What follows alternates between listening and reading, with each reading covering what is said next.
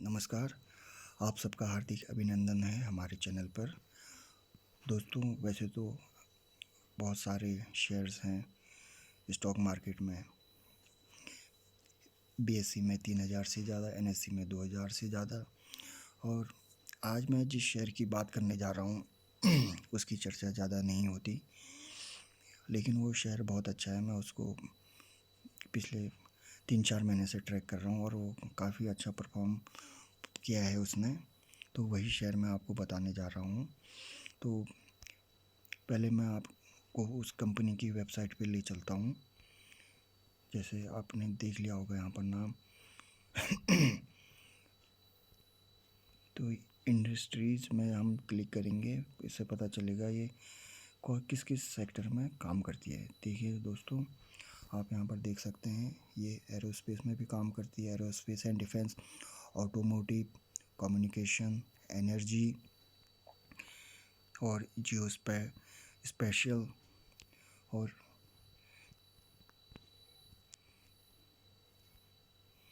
ये industrial and heavy equipment आप देख सकते हैं। मेडिकल में भी है, mining, oil and gas, power generation, rail transmission, semiconductor, utilities. तो मैं यहाँ पर आपका ध्यान खींचना चाहूँगा सेमीकंडक्टर के ऊपर।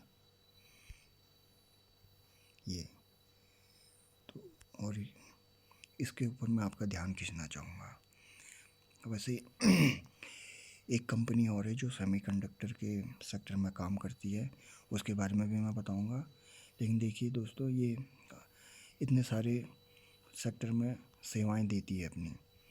तो इसी कंपनी के बारे में हम जानेंगे, इसकी बैलेंस शीट देखेंगे, ये कंपनी क्या क्या करती है और इसका रेवेन्यू क्या है, शेयर होल्डिंग पैटर्न, ये सब देखेंगे।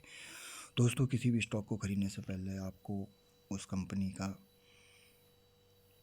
वेबसाइट देखनी ज़रूरी है, मैनेजमेंट देखना ज़रूरी है। कम से कम इससे आपको एक ओवरव्यू मिल जाएगा the power of ideas. Power sector में भी है, रडार भी बनाती है दोस्तों ये डिफेंस सेक्टर के लिए। तो एक ही स्टॉक में इतनी सारी खूबियाँ।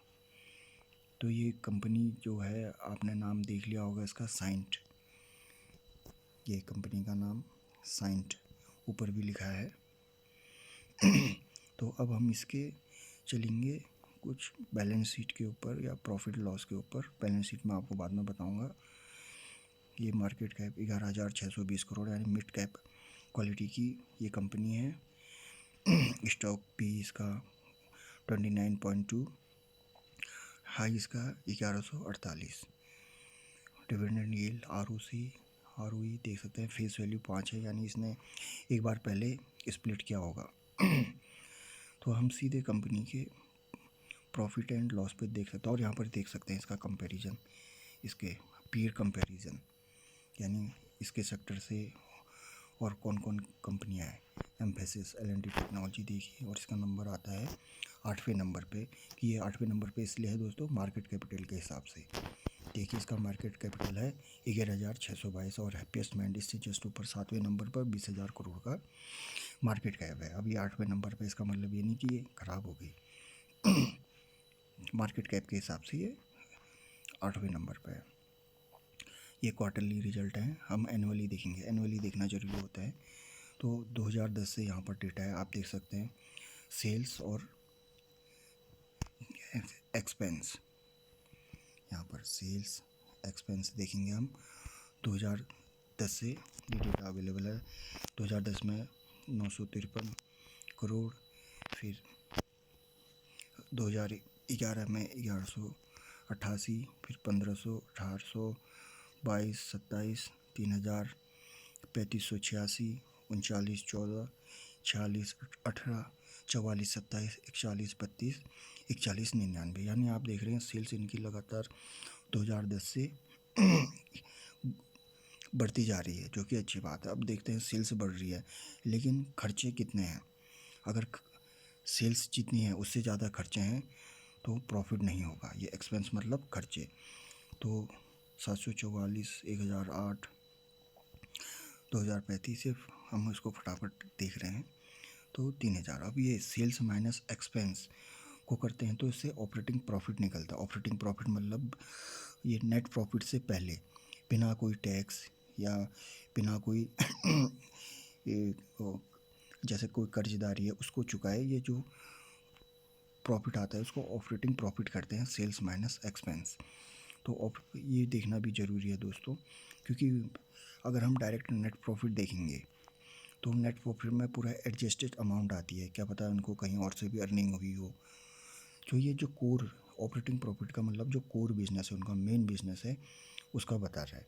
और नेट प्रॉफिट में हम डायरेक्ट देखेंगे तो उसमें बहुत सारी कंपनियों का अंदाज़ा नहीं आता है, क्योंकि उसमें अदर इनकम भी जोड़ लेते हैं टैक्स के बाद, या कहीं से कोई उनको पैसा मिला हो वो जोड़ लेते हैं। तो तभी हम इसका ऑपरेटिंग प्रॉफिट देख रहे हैं। तो ऑपरेटिंग प्रॉफिट भी आप देख रहे हो 2009 180, 269, 342, 410, 401, यहाँ पर थोड़ा कम 414, 477, 2016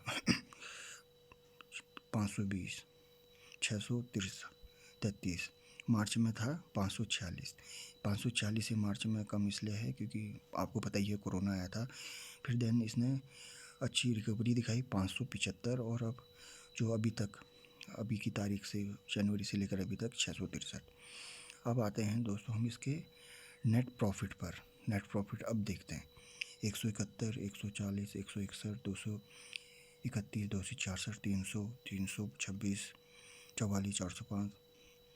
ये यहाँ पर डाउन है, ये होगा कोई मार्च का महीना वाला, ये देख लीजिए।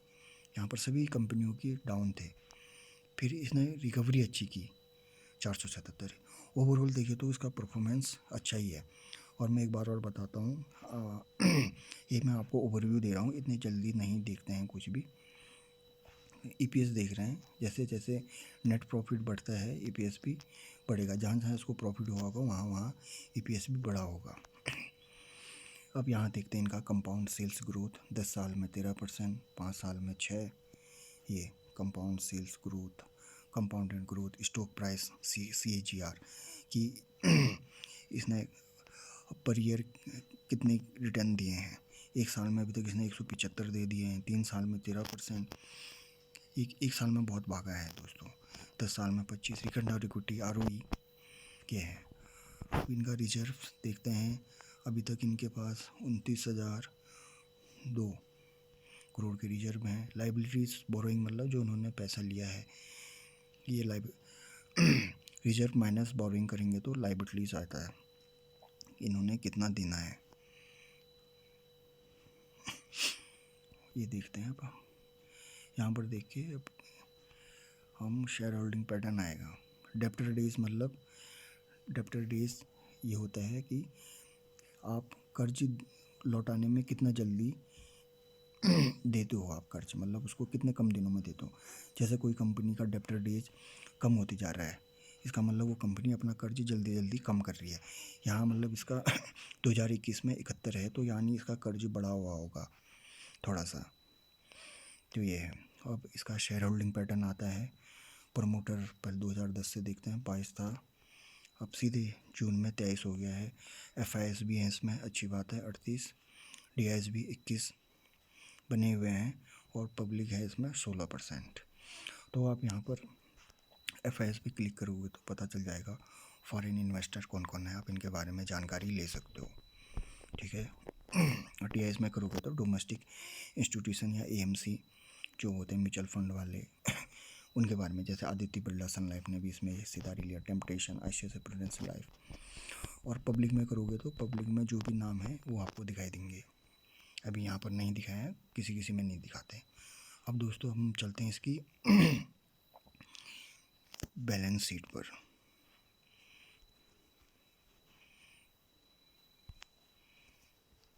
बैलेंस शीट मनी कंट्रोल की वेबसाइट में बैलेंस शीट दिखाएंगे, इसमें पता चलेगा कंपनी का कितना कर्जा है। ये देखिए इसके ऊपर रिजर्व है 23,042, ये यहाँ पर से 2017 से दिखा रहा है।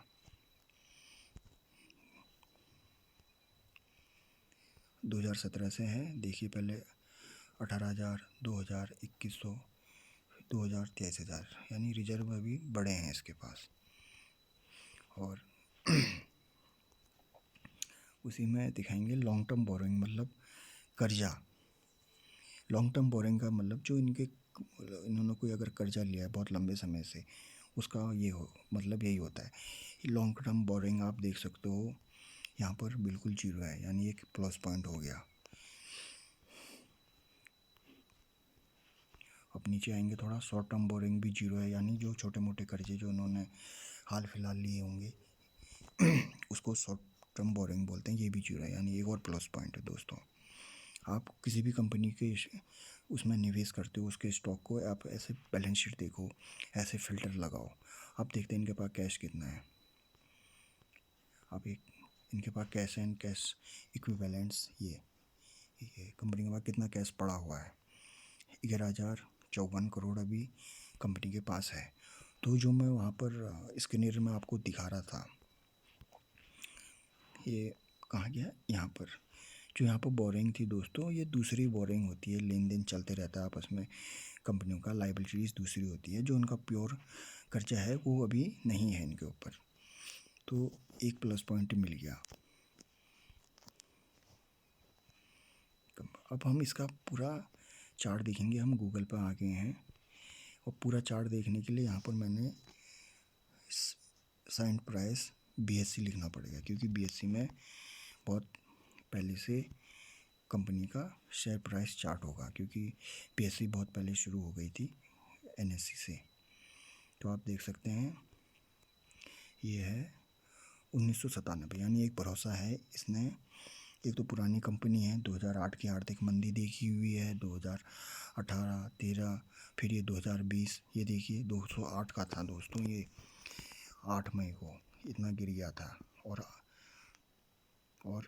2008 से अगर हम मोटा मोटा अगर इसका रिटर्न निकाले अभी तक, तो 404% के रिटर्न दे दिए हैं।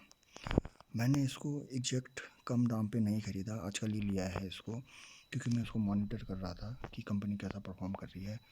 और ऑल टाइम अभी 15,000 से ज़्यादा रिटर्न दे चुकी है, और इसकी अभी कीमत आज 1,053 रुपये है। तो देखिए ये इतना एग्जैक्ट देखिए तो 199 तक आया था, इतना मई में इसका दाम था, और वहाँ से इसने बहुत अच्छी रिकवरी दिखाई है और अपने इसने जो पुराना हाई था उसको भी तोड़ दिया है, यानी कंपनी अपने पुराने हाई को भी तोड़ चुकी है और अच्छा परफॉर्म कर रही है। और एक तो IT सेक्टर की कंपनी है, और मैंने आपको दिखाया है इसकी जो खासियत है दोस्तों, इसकी जो एरिया है, इसके जो एरिया हैं वो कौन कौन से सेक्टर में ये अपनी सेवाएं देती हैं, मैंने आपको दिखाया था इसकी वेबसाइट पर। एक बार और मैं आपको दिखा देता हूँ। यहाँ पर आप किसी भी कंपनी के बारे में आपको जानना है तो आप साइंस लिख लीजिए, बस कंपनी का नाम, शेयर प्राइस नहीं, इसको काट देंगे हम, यहाँ पर लिख के सर्च करेंगे, आपको कंपनी की वेबसाइट मिल जाएगी सबसे ऊपर ही, ये यहाँ पर क्लिक करेंगे, यहाँ पर देखिए, फिर ये जो यहाँ पर 3 मेनू बार बने इसमें क्लिक करेंगे, तो यहाँ पर इंडस्ट्री में क्लिक करना। अगर आपको कंपनी के बारे में जानना है तो अबाउट में आप क्लिक कर सकते हैं, अबाउट में क्लिक करोगे तो कंपनी के बारे में पूरी हिस्ट्री जान जाओगे। इंडस्ट्री में मैं फिर से क्लिक करता हूँ, ये देखिए एक बार फिर से दिखाता हूँ। एरो डिफेंस में है ये company, automotive, communication, energy, geospatial, industry and heavy equipment, medical technology, health care, mining, oil and gas, power generation, rail transportation, semiconductor, utility capabilities. देखिए दोस्तों सेमीकंडक्टर भी है इसमें, यानी ज़रूरी नहीं कि सेमीकंडक्टर बनाती होगी, उससे रिलेटेड कुछ ना कुछ काम करती होगी, और तभी इसमें अभी इस वजह से भी उछाल आया हो सकता है, क्योंकि सेमीकंडक्टर की बहुत कमी है, उसके वजह से ऑटो सेक्टर में भी गिरावट आई थी, क्योंकि लोगों ने अपना ऑटो सेक्टर में जितनी भी कंपनियां थी उन्होंने अपनी मैन्युफैक्चरिंग कम कर दी थी, क्योंकि जितने भी हमारे घर में TV, fridge, laptop, computer, gaming console होते हैं, उनमें सब सेमीकंडक्टर यानी सर्किट बोर्ड की ज़रूरत पड़ती है। और ये हो गया दोस्तों, तो एक आप इसको देखिए, और मैं को रिकमेंड नहीं कर रहा हूँ कि इसी को खरीदिए। आप एक बार देख सकते हैं कि अच्छी कंपनी है ये, क्योंकि आप अगर सेंट में इन्वेस्ट करने से ही होगा, हमको एक ही कंपनी में इन्वेस्ट करने से इतने सारे सेक्टर में इन्वेस्टमेंट का मौका मिलेगा। अगर आप इसमें इन्वेस्ट कर रहे हैं या करने की सोच रहे हैं, या आपको ये स्टॉक पहले से पता है, तो अब ये Q2 रिजल्ट आने वाले हैं। रिजल्ट के बाद आप ख़रीदना है तो रिजल्ट देखने के बाद ही ख़रीदें।